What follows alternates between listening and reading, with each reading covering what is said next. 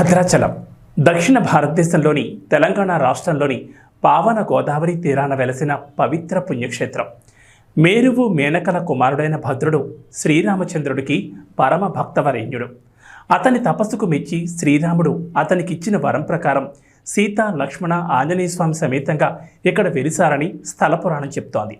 ఇక్కడి శ్రీరామచంద్రుణ్ణి భక్తులు ప్రేమగా వైకుంఠరాముడని, చతుర్భుజ రాముడని, భద్రగిరి నారాయణుడని పిలుస్తారు. భద్రాచలానికి కేవలం పురాణ ప్రాశస్యమే కాదు, ఘనమైన చరిత్ర కూడా ఉంది. భద్రాచలం సమీపంలోని బద్రిరెడ్డిపాలెం గ్రామానికి చెందిన పోకల దమ్మక్క అనే ఆమె భక్తి శ్రద్ధలతో శ్రీరాముని కొలుస్తూ ఉండేది. ఆ మహాభక్తురాలి భక్తికి మెచ్చి ఒకరోజు శ్రీరాముడు ఆమెకు కలలో కనిపించాడట.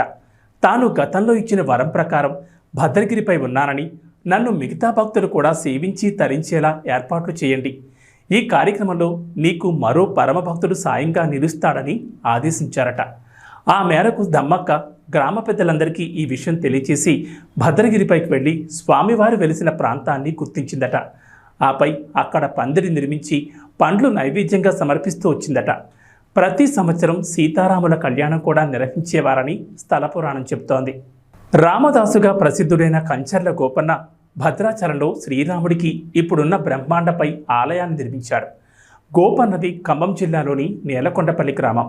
అప్పటి గోల్కొండ ప్రభు తానీషా కొలువులో మంత్రులుగా పనిచేస్తున్న అక్కన్న మాదన్నలకు ఈ గోపన్న మేనల్లుడు.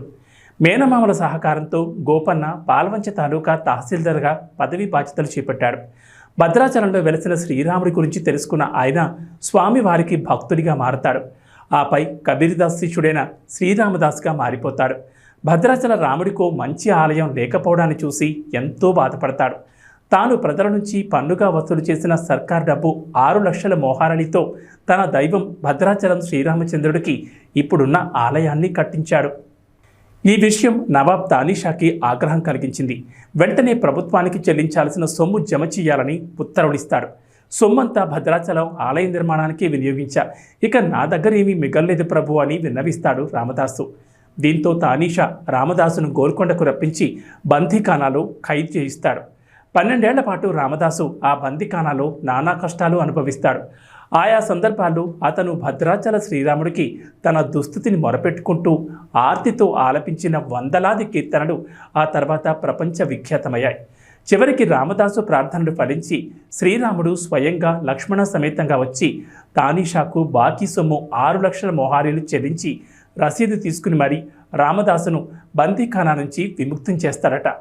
ఇప్పటికీ అప్పట్లో శ్రీరామదాసు తన ఆరాధ్య దైవమైన శ్రీరాముడితో పాటు సీతా లక్ష్మణ స్వాములకు చేయించిన పలు ఆభరణాలు, తానీషాకు శ్రీరాముడు స్వయంగా చెల్లించిన బంగారు మొహారీలు, ఉత్సవ సామగ్రి, అప్పటి శాసనాలు, పరికరాలు ఆలయంలో చూడొచ్చు. సుమారు 35 కిలోమీటర్ల దూరంలో ఉండే పర్ణశాలలు, రామాయణ కాలంలో శ్రీరాముడు సీత లక్ష్మణుడు ఉన్న పర్ణశాల రామాయణ గాథకు సంబంధించిన కొన్ని ఘట్టాలుగా ఇక్కడ జరిగాయంటూ పురాణ జనశ్రుతి నిదర్శనాలుగా చెప్పుకునే ఆధారాలు చూడొచ్చు. ఈ సందర్భంగా తెలంగాణలో భద్రాచలం రాములవారి ఆలయంలో సీతారామ కళ్యాణాన్ని అంగరంగ వైభవంగా నిర్వహించడం అనాదిగా వస్తున్న ఆచారం. అక్కడికి దేశ విదేశాల నుంచి భక్తజనం భారీగా తరలివచ్చి సీతారాములకు ప్రత్యేక పూజలు నిర్వహిస్తారు. సుదూర ప్రాంతాల నుంచి భద్రాచలం రావడానికి కారణం అక్కడి స్థల పురాణ మహిమని చెప్పొచ్చు. వాల్మీకి రామాయణంలో బీజప్రాయంగా భద్రాచల స్థల పురాణాన్ని వేదవ్యాస మహర్షి బ్రహ్మపురాణంలో వివరించారు. ఆ స్థల పురాణ కథను అర్చకులు క్లుప్తంగా తెలిపారు. వనవాసానికి వచ్చిన సీతారాములకు లక్ష్మణుడు అటవీ ప్రాంతంలో దొరికిన వెదురు కర్రలతో అందమైన కుటీరాన్ని నిర్మించాడు. ఆ కుటీరమై పర్ణశాలగా ప్రాచుర్యం పొందింది. కొద్ది రోజుల పాటు ఆ పర్ణశాలలో సీతారాములు సంతోషంగా నివసించారు. ఈ నెల 17, 18 తేదీల్లో భద్రాచలంలో జరిగే శ్రీ సీతారామచంద్ర స్వామి వారి కళ్యాణ మహోత్సవం, పట్టాభిషేకం వేడుకలు తిలకించడానికి వివిధ రాష్ట్రాల నుంచే కాకుండా సుదూర ప్రాంతాల నుంచి భక్తులు అధిక సంఖ్యలో వచ్చే అవకాశం ఉన్నందున అధికారులు అన్ని ఏర్పాట్లు చేశారు. భక్తుల కోసం చలువ పందిళ్లు, త్రాగునీరు, ప్రత్యేక వసతితో పాటు కళ్యాణ మండపం వద్ద సెక్టార్ల ఏర్పాట్లు సోమవారం సాయంత్రం వరకు పూర్తి కావాలని విధులకు కేటాయించిన సిబ్బంది 16వ తేదీ ఉదయం 8 గంటల వరకు వారి వారి ప్రదేశాల్లో సిద్ధంగా ఉండాలని భద్రాద్రి కొత్తగూడెం జిల్లా కలెక్టర్ డాక్టర్ ప్రియాంక అలా సంబంధిత అధికారులకు ఆదేశించారు. శనివారం భద్రాచలంలోని శ్రీ సీతారాముల కళ్యాణ మహోత్సవానికి సంబంధించి ఆలయం వద్ద జరుగుతున్న ఏర్పాట్లను జిల్లా అధికారులతో కలిసి ఆమె పర్యవేక్షించారు.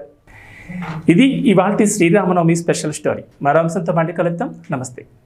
Come back to YVR channel. మా ఛానల్ మీకు నచ్చినట్టయితే లైక్ చేయండి, షేర్ చేయండి, కమెంట్ చేయండి, అలానే సబ్స్క్రైబ్ కూడా చేసుకోండి. పక్కనే ఉన్న బెల్ ఐకాన్ని మాత్రం క్లిక్ చేయకుండా మర్చిపోవద్దు. ఎందుకు అంటే మేము పెట్టే ప్రతి వీడియో కూడా మీకు నోటిఫికేషన్ రూపంలో వస్తుంది.